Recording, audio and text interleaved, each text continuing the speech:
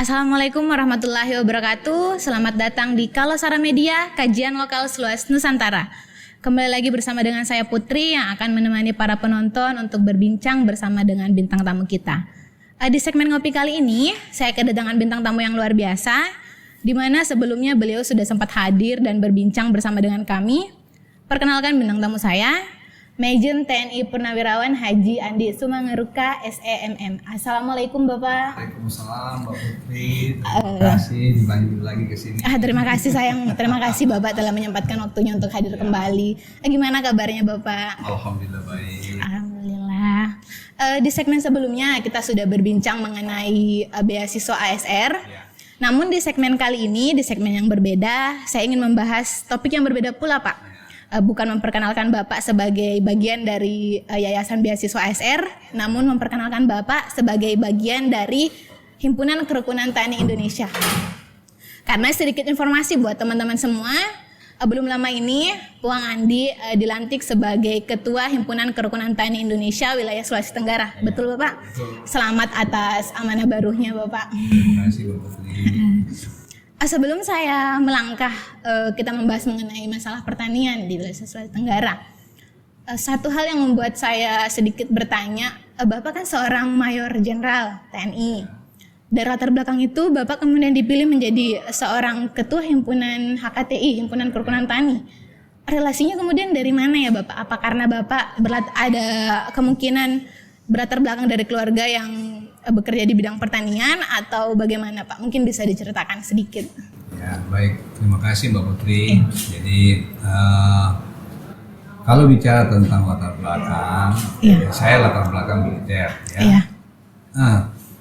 Jadi pemilihan itu pasti berdasarkan penilaian. Ya kan? Mengapa kok saya dikasih kepercayaan untuk memimpin HKTI Provinsi Sulawesi Tenggara? Ya. Satu itu karena penilaian bahwa petani dengan TNI itu kan dekat. Kenapa? TNI itu kan dari rakyat. Setelah dia menjadi TNI, dia bekerja untuk rakyat. Pada saatnya dia akan kembali lagi kepada rakyat. Berarti dari rakyat ke rakyat kembali lagi ya? Rakyat kembali lagi ke rakyat. Ya. Nah, sehingga mau tidak mau unsur kedekatan itu secara ini pasti akan membawa dampak kepada para petani-petani kita. Ya. Terus dalam pelaksanaan penilaian ini kan ada beberapa kriteria yang dinilai. Satu itu kapabilitas saya, yang kedua juga ya akuntabilitas tugasnya, dan ya di situ juga ditanya tentang ketertarikan saya terhadap dunia pertanian. Iya. Nah, pada saat saya ditanya tentang dunia pertanian, saya sampaikan begini. Saya ini merasa bahwa kalau kita mau mensejahterakan ini, maka yang paling itu adalah petani-petani yang dulu kita sejahterakan. Coba bayangkan kalau seandainya petani itu tidak ada, terus siapa yang ini? Kita mau makan dari mana? Iya. Kan begitu. Nggak usah dia nggak ada, sakit saja. Kalau dia sakit, terus bagaimana? Berarti harga bahan pokok berkurang. Pokok itu berkurang, harga naik. Harga bisa naik, kan begitu. Iya. Jadi ya kira-kira gitu kriterianya mengapa kok saya karena ketertarikan saya tertarik di dunia kepertanian itu karena memang sebagai latar belakang militer pasti dekat dengan rakyat. Dan pada umumnya masyarakat kita kan sebenarnya sebelum menjadi negara industri kan negara agraris kan ya. Jadi bukan karena Bapak berlatar belakang dari keluarga yang petani, bukan seperti itu, tapi karena emang dilihat dari kemampuan Bapak yang menjadi sehingga terpilih menjadi ketua HKTI. Dilihat dari kacamata seorang ketua HKTI, saya ingin mengetahui pendapat Bapak mengenai permasalahan yang dihadapi oleh para petani di Sulawesi Tenggara khususnya, karena kita ketahui bahwa tingkat kesejahteraan petani di Sulawesi Tenggara itu masuk dalam 10 terendah di Indonesia. Bagaimana kemudian Bapak menanggapi hal tersebut? Ya, baik. Ini bagian dari tantangan. Ya, saya senang kalau ada tantangan. Kalau tidak ada tantangan, mungkin kita hanya cuma landai-landai saja. Ya. Nah, memang kalau kita lihat potensi yang terbesar di Sulawesi Tenggara itu adalah di bidang pertanian. Coba aja lihat di data di BPS, Sultra dengan dalam angka. Ya.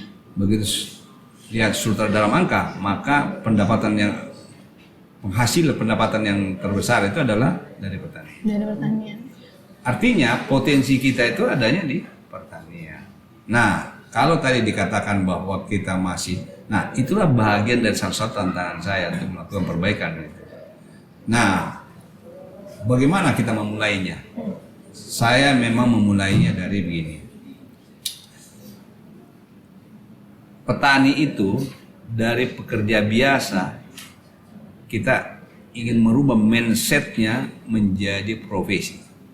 Nah, kan coba bayangkan 5 tahun atau 10 tahun yang lalu, ya mungkin, maaf ini sekali lagi bukan berarti merendahkan, bukan. Mungkin dulu tidak ada yang kepingin jadi tukang masak.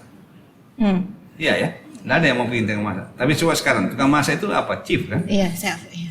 Nah, Daerahnya mahal sekarang. daerahnya mahal. Iya. Semua hotel mencari chef. Semua rumah makan yang termewah juga mencari chef. Dan sekarang bahkan diperlombakan. Iya. Kenapa? Karena dia menjadi profesi. Dia punya sertifikat.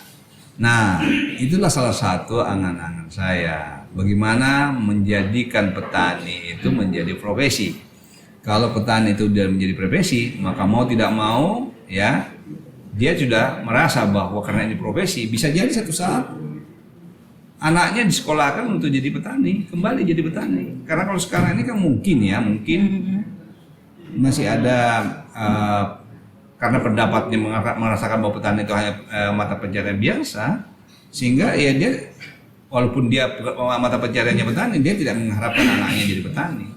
Tapi kalau dia sudah menjadi profesi, maka tidak menutup kemungkinan ya para petani-petani itu nanti akan menyekolahkan anaknya untuk kembali menjadi petani. Kira-kira seperti itu. Itu baru bagian dari salah satu hal yang ya. ini kan. Kalau boleh tahu Pak, saya kan bukan berasal dari latar belakang yang mengetahui soal pertanian. Bapak melihat masalah-masalah pertanian yang ada di Sulawesi Tenggara itu, kalau boleh tahu seperti apa saja Pak? Ya begini, salah satu masalah ya. Salah satu masalah itu kan tadi yang sudah saya sampaikan bahwa karena petani menganggap bahwa dia adalah mata pencarian biasa. Yang kedua, coba kita lihat berapa lahan ya, lahan kita yang dari lahan pertanian berubah menjadi lahan perumahan. Artinya makin kesini kan lahannya makin sedikit. Iya betul. Nah karena lahannya makin sedikit, ya iya kalau seandainya dia disentuh dengan teknologi, ya kalau sekarang kan pada umumnya masyarakat kita masih tradisional, Iya. kan begitu. Bertaninya iya. Petaninya kan masih tradisional. Nah, bahkan lagi ada salah satu ini kadang-kadang sebenarnya kan dia harus menyikapi kalau teknologi sekarang dia harus menyikapi tentang cuaca kan, kalau dia mau nanam itu kan dia harus menyikapi cuaca. Pada saat kapan dia menanam kan gitu, lihat dari cuacanya kan gitu. Nah, kalau saya sudah disentuh dengan teknologi, maka dia tidak perlu lagi dengan cuaca. Karena apa? Dia sudah bisa infrastruktur pengairannya sudah ini, mungkin sumber airnya sudah memadai, sudah mencukupi, jadi tidak perlu lagi tunggu sehingga masa tanamnya juga ini. Nah, itu salah satu ya upaya-upaya untuk menyelesaikan masalah menyangkut masalah ketersediaan lahan. Jadi lahan itu kan makin sempit. Karena lahan makin sempit, maka cara menyikapinya apa? Cara menyikapinya adalah bisa harus disentuh dengan teknologi sehingga harus ada irigasi yang ini. Yang kedua apa lagi? Yang kedua adalah ya mungkin bibitnya yang harus kita ini kan seperti itu. Jadi ya saya pikir bahwa memang ada masalah, namun harus kita cari solusi. Nah, solusi yang saya sampaikan itu salah satu solusi yang kira-kira bisa disikapi ya dengan teknologi. Satu hal yang menjadi poin yang saya dapat dari perkataan Bapak tadi, ingin mengubah petani menjadi sebuah profesi. Iya. Kita tahu bahwa itu sudah digaungkan pemerintah dari tahun-tahun sebelumnya. Betul. Dan bentuk dari keseriusan pemerintah dengan membuat sebuah lembaga sertifikasi profesi pertanian nasional di bawah Iya. naungan BNSP. Iya. Dan untuk menjalankan fungsinya sebagai sertifikator, LSP membutuhkan sebuah tempat uji kompetensi. Betul. Dan itu hanya ada beberapa di Indonesia, Pak. Ya. Dan hanya satu di Sulawesi, itu kalau saya tidak salah itu di Pangkep. Mantap. Nah, bagaimana Bapak kemudian mewujudkan impian Bapak untuk mensejahterakan petani dengan menjadikan petani sebagai sebuah profesi, sedangkan di Sulawesi Tenggara sendiri tidak ada tempat uji kompetensi. Tempat uji kompetensi. Saat ini karena saya baru terpilih, Iya. maka saya tahap kegiatan saya adalah konsolidasi. Konsolidasi untuk memperbaiki secara ke dalam. Organisasinya kita betulkan dulu, ya. Organisasi kita itu, terus abis itu kita buat program kerja, ya kan gitu. Nah, dalam program kerja itu ya, jangka pendek, jangka menengah, dan jangka panjang. Nah, jangka panjangnya ya, kita akan lihat karena kan ini menyangkut masalah apa? Masalah profesi. Karena ada kelembagaan, harus ada kelembagaan. Nah, karena ada kelembagaan, maka mau tidak mau kita harus lakukan komunikasi dan koordinasi untuk bagaimana mempercepat agar terbentuknya lembaga itu, kan begitu. Iya. Sehingga, nah, tapi memang ini sangat sangat tergantung dari kewenangan, kan ya. Kalau mungkin nanti kewenangan yang agak lebih besar, ya mungkin kita juga bisa berbuat. Jadi segenggam kewenangan itu akan lebih berarti ketimbang fasilitas yang kita miliki. Nah, jadi sekarang kita sedang melakukan mapping agar agar keinginan kita menjadikan petani itu menjadi profesi. Ya, kita sedang melihat sampai sejauh mana. Nah, untuk tahap pertama mungkin ya sebagai kompetensi, ya gitu. Jadi sertifikasi kompetensi. Nanti setelah itu baru kita ini, karena kan ada tahapannya. Ya, regulasinya nanti ya. Regulasinya nanti kita lihat. Terus lembaganya, bagaimana cara membentuk lembaga itu? Kalau memang misalnya karena keterbatasan di situ, ya kalau perlu kita berangkatkan kita ke. Kalau memang itu hanya cuma ada di Pangkep dan ada faktor-faktor kesulitan teknis yang tidak bisa, ya terpaksa kita berangkatkan mereka di sana untuk pendidikan. Tapi kalau misalnya kemungkinan pun bekerja sama dengan Dinas Pertanian, tempat uji kompetensi memungkinkan untuk dibuat di Sulawesi Tenggara, berarti ya Pak? Justru itu yang ini, karena kalau bisa didekatkan, kan program sekarang pemerintah itu mendekatkan jadi mengurangi cost, ini kan gitu. Iya, sekali. Nampaknya sosok Bapak tidak bisa terlepas dari BASR. Hal yang ingin saya tanyakan, bagaimana kemudian Yayasan BASR menjadi bagian yang akan mensupport impian Bapak, program Bapak dalam mewujudkan kesejahteraan bagi petani? Jadi begini, irisan BASR dengan HKTI, ya, jadi benang merahnya BASR itu adalah memberikan bantuan kepada mereka yang termarginalkan, ya.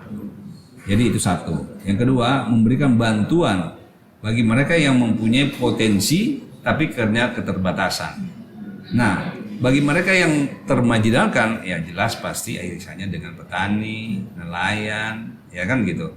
Karena kemampuannya terbatas, ya penghasilannya juga ini, sehingga bisa jadi di antara mereka ada anaknya yang mempunyai punya potensi tapi karena keterbatasannya berhenti di tengah jalan, sehingga mau tidak mau dibutuhkan kehadiran. Nah, salah satunya itu adalah kita hadirkan BASR. Nah, BASR itu memberikan bantuan kepada mereka sehingga mau tidak mau dari keterbatasan itu bisa terselesaikan. Nah, seperti itu. Jadi karena saya jadi ketua HKTI, ya mau tidak mau data awal itu pasti data-data petani dan nelayan.